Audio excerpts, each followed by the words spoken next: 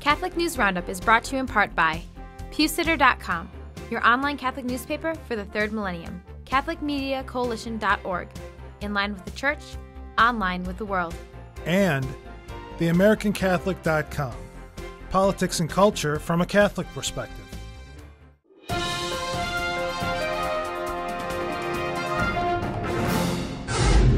Hello and welcome to today's edition of Catholic News Roundup. I'm Michael Voris. Forcing abortion. The Canadian House of Commons will soon debate the legality of coercing a woman to kill her child through abortion. The law to ban forced abortion was inspired by a Manitoba woman who in 2007 was being harassed by her boyfriend to have an abortion. Roxanne Fernando refused to end her child's life and ultimately ended up dying in a snowbank after being beaten by her boyfriend. A similar case hit the courts last week in Texas when a 16-year-old girl and her boyfriend refused to abort their baby, despite the girl's parents trying to force her to kill the child by dragging her around to several abortion mills. A final note on the bill, known as Roxanne's Law, is expected in December. Saving Obamacare bucks. Abortion and contraception will save taxpayer dollars. That, according to Planned Parenthood president, when trying to pay for Obamacare.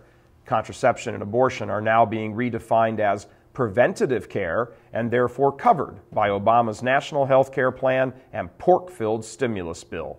Cecile Richards did not comment on the actual economic cost of abortion, estimated at $13 trillion due to the mass murder of some 56 million consumers now missing from the market because of legalized abortion. Planned Parenthood has become a billion-dollar-a-year industry, killing over 350,000 American children each year and crushing the lives of countless mothers. Voting for personhood. A Mississippi judge has said no to appeals from Planned Parenthood, the ACLU, and the Center for Reproductive Rights, telling them that voters do have the right to define unborn children as persons deserving protection in the state's constitution. An organization called Personhood Mississippi took up the legal battle to get the amendment on the ballot. Matt Staver, legal counsel for Personhood Mississippi, says, quote, "The right to life is the right of all rights. Without the right to life, all other rights are illusory.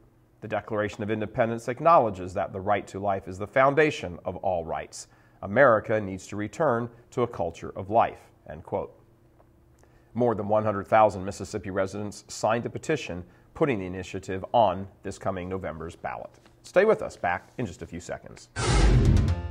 Catholic News Roundup is brought to you in part by NewOxfordReview.org, the voice of Catholic Orthodoxy, in print and on the web, and RenewAmerica.com, expanding the influence of America's grassroots in the cause of freedom.